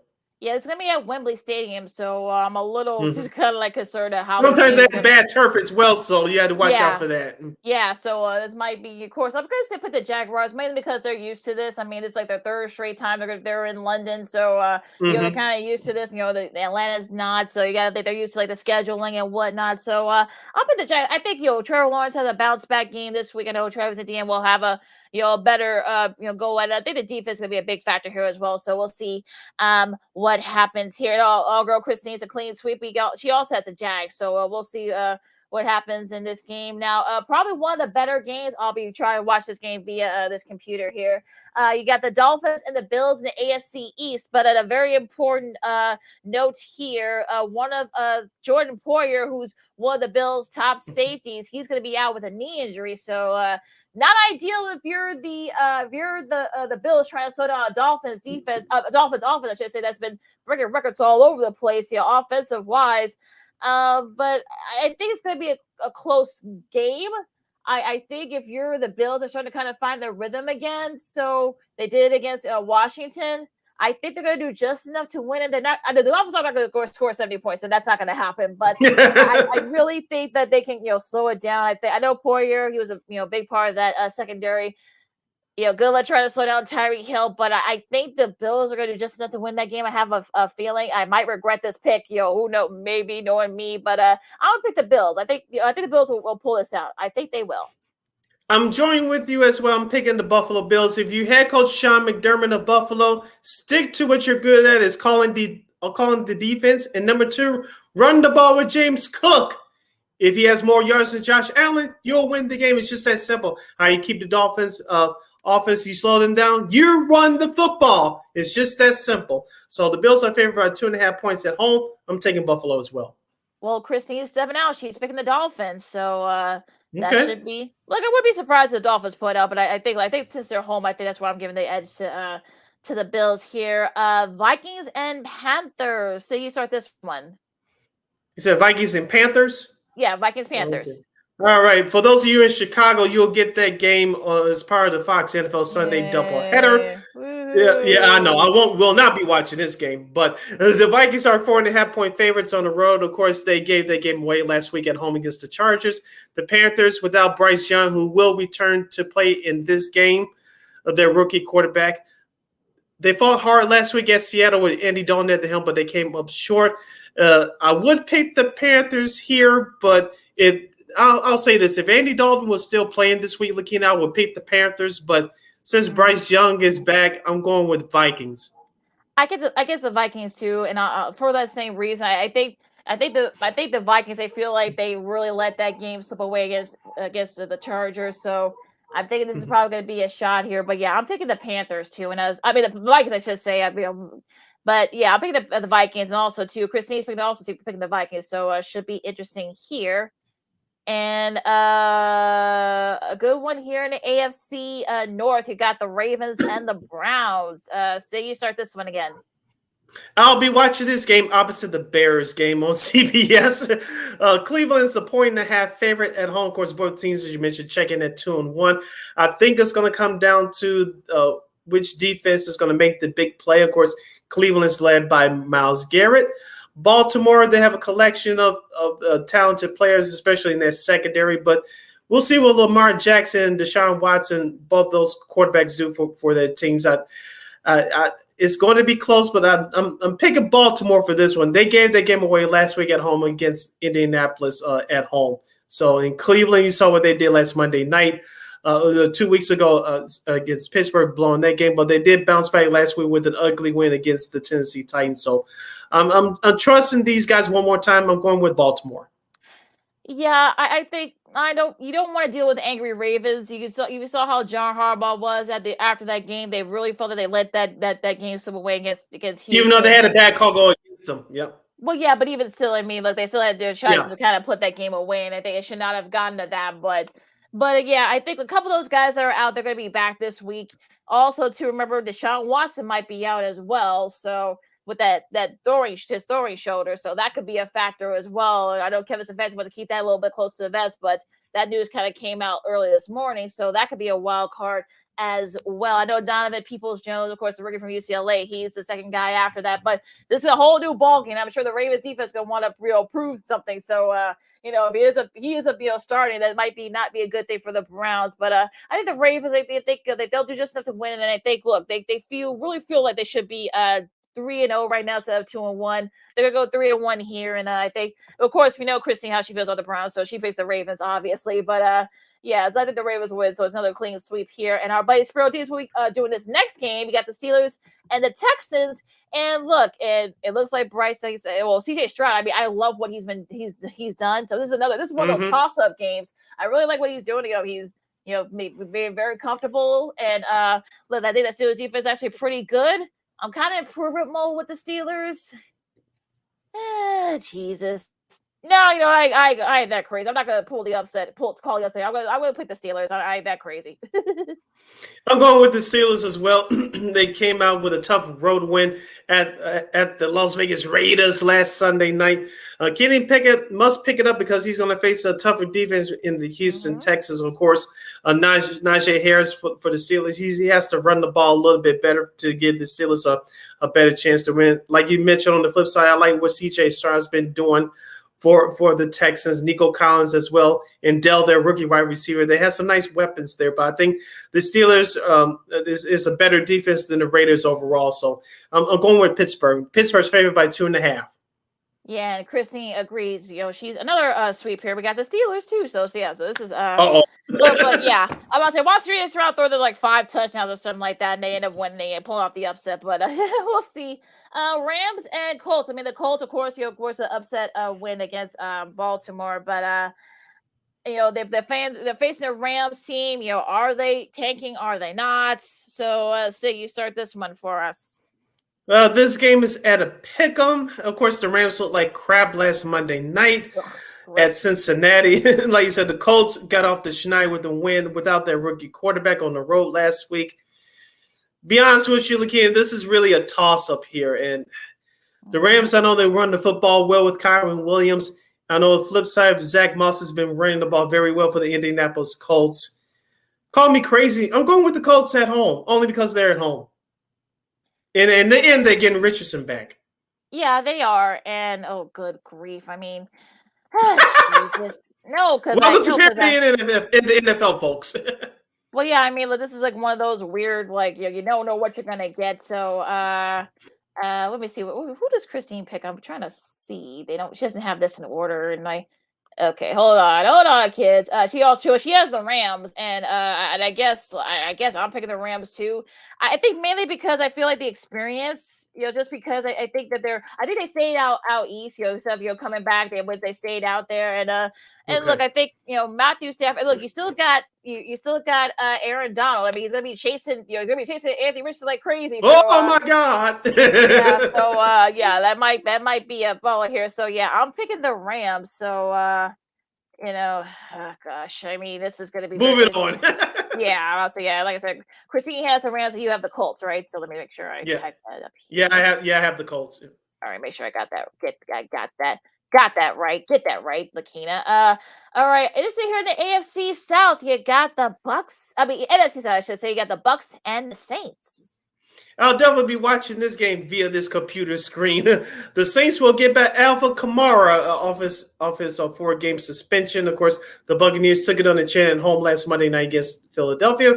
While the Saints continue to march on, even though they lost in heartbreak fashion at Lambeau Field last week. Lakina, I think the Bucks stop here, no pun intended. As I mentioned, I think Derek Carr may return for this game. Like I said, Alvin Kamara, their star running back, will make his 2023 debut. New Orleans, they're 3.5-point favorites at home in the Superdome. For that, I'm going with New Orleans. Okay. My goodness. I feel like the Bucks are kind of falling back to earth a little bit, and I think this is gonna be another one of those sort of things where I think it's gonna be close just because this is a divisional game in the NFC South. We know how these two teams have actually also been going at each other, but I think having Kamara back will help a lot, especially kind of take the pressure off Jameis Winston, who is probably gonna end up getting a start from Derek Carr, I should say. So yeah, I'm gonna pick the Saints too, mainly just because of that. And Christine also has the Saints. I gotta make sure I can read her handwriting. Don't worry, my handwriting's not that good either. So she also has the Saints. So yeah, so another sweep. So watch Baker Mayfield. You'll turn into early Baker Mayfield from the Browns. They end up losing, but which could happen, but you never know.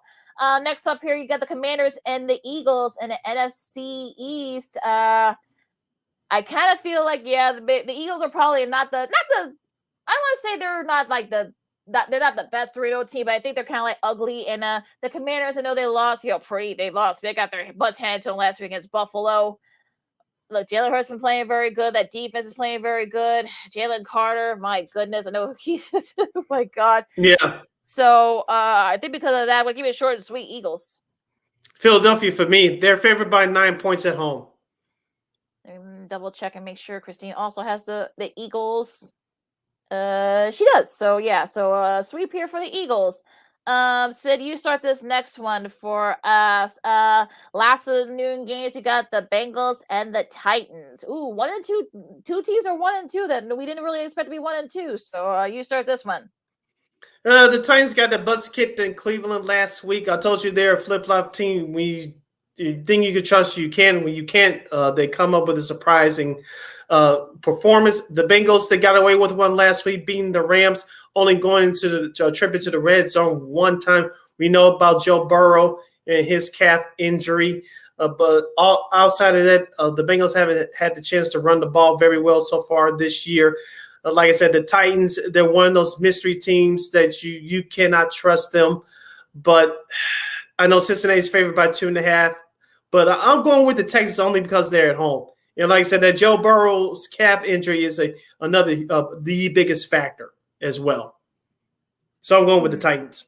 The Titans, okay. You know what? Oh goodness, you know I don't know what I'm gonna get from Joe Burrow. I know I can tell that calf is still bothering him. This is probably a problem until they go on their bye. But I mean. The Titans have been really weird this year, so I'm going to pick the Bengals just because I think they're a little bit – they're just a better team, mainly because, like I said, I think, they may have I know they still got the O-line issues and whatnot too, but I'm having the Bengals, and Christine agrees with me, so I'm picking she's picking the Bengals too, so you go with your money! Yeah, I'm going to go for it. So it should be interesting. It should be an entertaining game there. I'll be watching that game instead of that other one. First of the 3 o'clock games, you got the Vegas Raiders and the Los Angeles Chargers.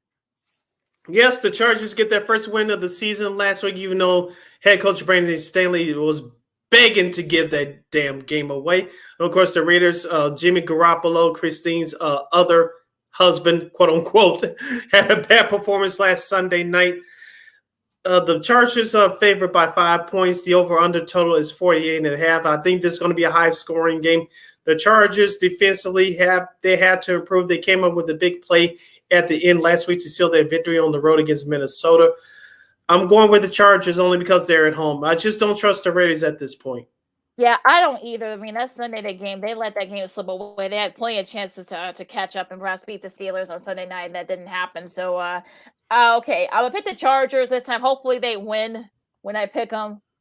For some reason, they don't win when I pick them, so I'm going to go ahead and pick them. And, Christine feels the same way. She's picking the Chargers as well, so we'll see what happens there in the AFC West. Patriots and Cowboys, 2 teams, there are some people you thought that maybe they're, it should be 3-3 or at least 2-1 on the Patriots side. Probably the Cowboys not having Trevon Diggs. I think that's going to be a big issue here, but it shouldn't be too big of an issue this week. This could be the big game on Fox. I'll pick the Cowboys just because they're at home. If they were in Gillette Stadium, I probably would pick the Patriots. in a close one, but since they're going to be in Dallas, I'm going to pick the Cowboys. I'm picking the Cowboys as well. They're 6.5-point favorites at home. I know the Patriots don't have much of an offense outside Ezekiel Elliott, who makes his return to Dallas. The Patriots defense is very young and very active, but outside of the running game, they don't have much offense with Mac Jones. I know he has 5 touchdowns and 2 interceptions so far this year, but he doesn't scare you. So the Cowboys, yes, they will miss Trayvon Diggs. We talked about it 1,000 times, but they should do enough to get the win at home. Dak Prescott must play better. He didn't last week at Arizona, with one of the reasons why they lost. I agree. And Christine agrees as well because she's also picking the Cowboys. So should be an interesting game there. And there's the one here in the NFC West. You got the Cardinals and the 3-0 49ers. I know the Cardinals have been playing hard. You know, Jonathan Gannon's guys playing real hard. They upset the Cowboys last week. But I like what the 49ers and what they're doing. They've been hitting it on all cylinders. And they had 10 days off. I know some of the guys got a little bit banged up. So I'm picking the 49ers. Yes, the Arizona Cardinals meet the 49ers defense. It's a better defense than what you saw last week from the Cowboys. The 49ers are 2-touchdown favorites, 14 points even. I expect Brock Purdy to sling it out there. I expect my guy Deebo Samuel, who's on my fantasy team, to have another big game. The 49ers are a very good home team, so they're going to serve it up to Arizona. So I'm going with 49ers. All right, Christine also has the 49ers too, so it's a clean sweep there. Sunday night football, the Chiefs and the Jets, and I guess Taylor Swift's going to be there too, apparently. And NBC is going to kiss her ass from beginning to end, good grief. And that's why I will not be watching this game. Woo! So you see, I'm gonna keep it short. So I'm picking the Chiefs. Yeah, I'm picking Kansas City as well. Aaron Rodgers. I don't think I will be saying this, but man, I miss him. So does NBC. Oh yeah, I'm sure they do too. So, I'm sure the Jets do too. Hold on, let me type this up real quick. Okay, and Christine also has the Chiefs, so pretty interesting thing there. Okay. Only one Monday Night Football game this week. And, yeah, I know. And of course, the Mancast is back on ESPN too. So that'll make you happy. You got the Seahawks and the Giants. You start this one, Sid. I'm going with the Seattle Seahawks. Of course, the New York Football Giants. I think they'll still be without Saquon Barkley. Right. And Daniel Jones, you have to depend on him. I do not trust him, period, especially without Saquon. Of course, Geno Smith, he picked it up a little bit last week. Seattle has a better running game with Kenneth Walker III and Zach Charbonnet. Because of the overall better talent, I'm going with the Seahawks. Yeah, I picked the Seahawks too. Like I said, just for the overall talent. I don't trust Daniel Jones. I don't. And that defense is actually pretty solid. I think Geno Smith will have a pretty good showing there against that Giants defense. So yeah, I picked the Seahawks. I picked the Christine also has the Seahawks. So there you go. All right, last but I guess least, depending on how you look at it. Broncos and the Bears. You got affiliates all over the country begging CBS their CBS affiliates not to show this game. God. I think about a half dozen affiliates so far. But yeah. Jeez. They're just for the record, the Broncos are favored by like 3.5, even though they gave up 70 last week. Mm-hmm. I'm sure Sean Payton hated that, with every fiber of his freaking being. So and because of that, I'm gonna pick the Broncos. I don't know why, but I. Is it because they'll do something different, or do you think the Bears will screw it up? Because it could go both ways or either way. Well, I don't know. That's a big wild card here. I have no idea. And for the record, Christine also has the Broncos, so take that for what it's worth. This is going to get ugly. But I'm going with Denver. I think Justin Fields will play much better, but I don't know what you're going to get from that Bears defense because this may be a surprising high-scoring game. But no, the Bears will not score 70 points, not even on your Madden 24 NFL game, 25, whatever the hell it is this year. But that's not going to happen. But I think this is going to be a surprisingly competitive game. But I think Denver's going to pull out at the end because you know as well as I do, the Bears are going to do something stupid. You know they will. You know they will. Of course, and look, this could be I know people want to say this is going to be a get right game for the Bears, but look, I think they feel this. I'm sure the Broncos feel the same way about the Bears, so it's going to get very interesting. We'll see what happens, but all right, and that is your pick. Our picks for week 4, I guess. As listen to Second City Sports on Sports of Chicago. Lakita McGee, Cindy Brown with you as we wrap things up here. Let's talk about something a little less hokey here. Pretty fun. Korchinski looking for Bedard. Loose on the crease and a score! Chev's got some terrific hands, and here's the offensive abilities there. Korchinski to Bedard, redirection off the pad, and there's the forehand to the backhand play with Hall in front of the net. Goalie's got no chance. Bedard for Athanasiou. He scores! The backhand lifts it up, and this is just a terrific pass. Headmanning the puck, allowing Athanasiou to skate into it. And after Will Cranley's made some good saves, he can't get this one here. And there's the pass right on the tape. All right, and the highlights there from NBC Sports Chicago. That was Chris Vosterns and Darren Panger on the call, of course, as Conor Bedard with the assist there in that game-winning goal. Hopefully the first of many moments for Mr. Bedard in a Blackhawks uniform.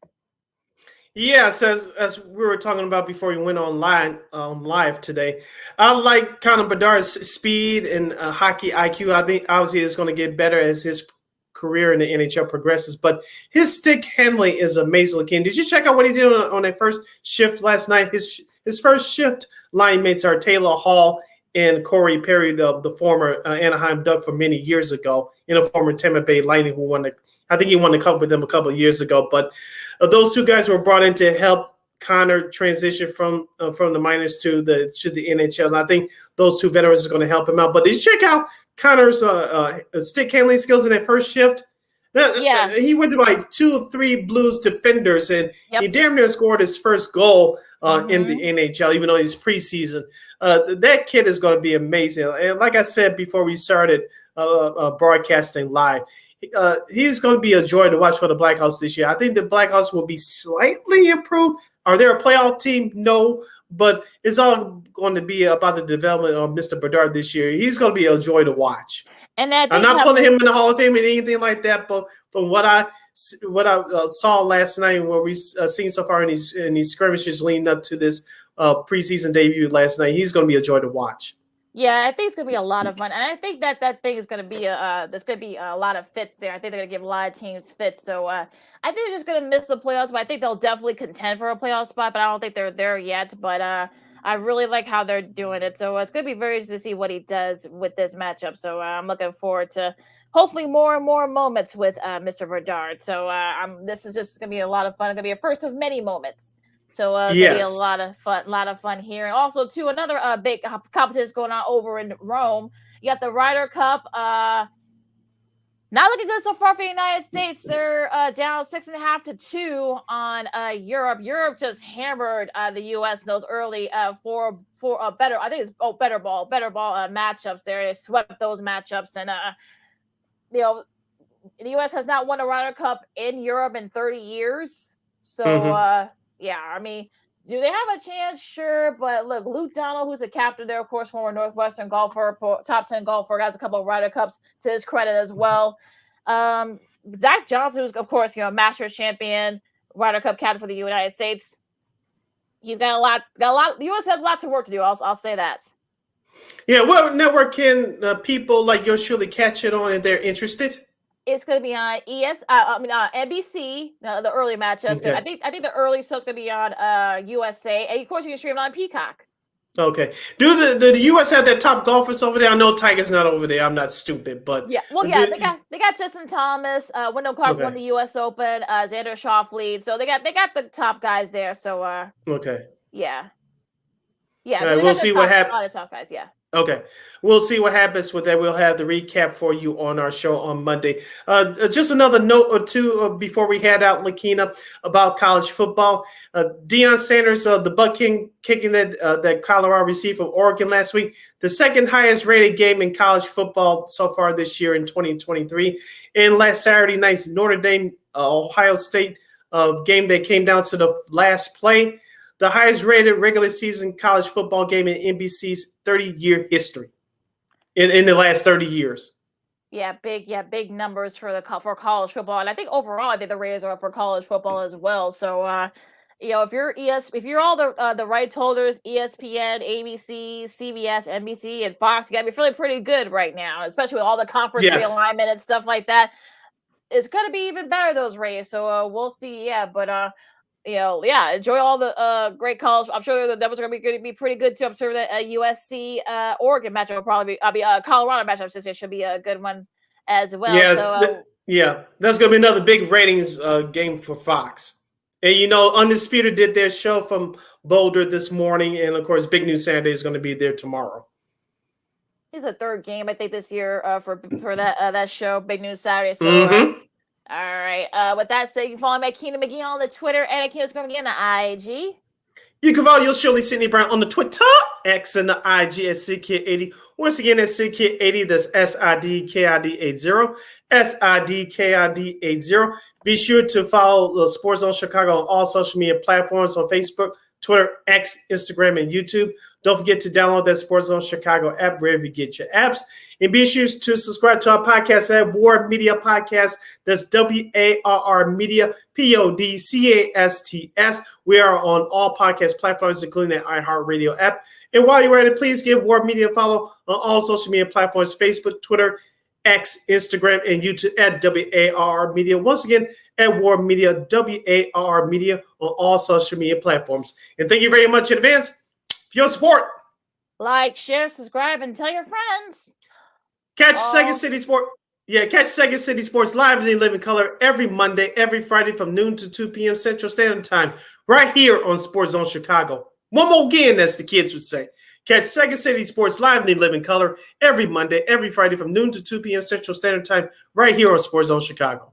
And of course, our girl Christine Manica is doing her KXRB radiothon here for a radio station. But if you guys want to help out, cure kids cancer, there's a number right there at the bottom of the screen, 605-328-5750, or text the word CASTLE, all caps CASTLE, to 51555. So you can do that all weekend long. So make sure you guys tell your friends about that as well. And I believe the WNBA, their playoffs are, I guess, they're starting to kind of, come to a head here. And I think Vegas, has an edge on their series 2-0.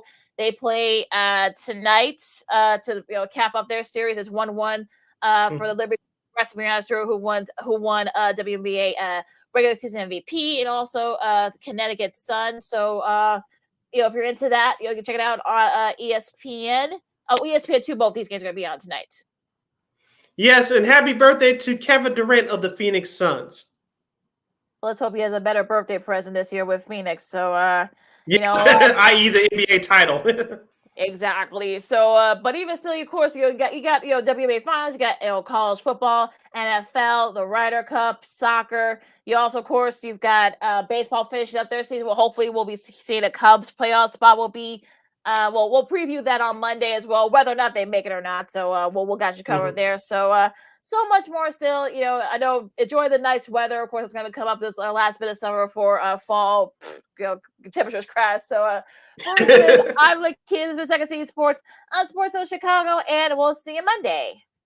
The Bears, I guess. Holla. Oh gosh.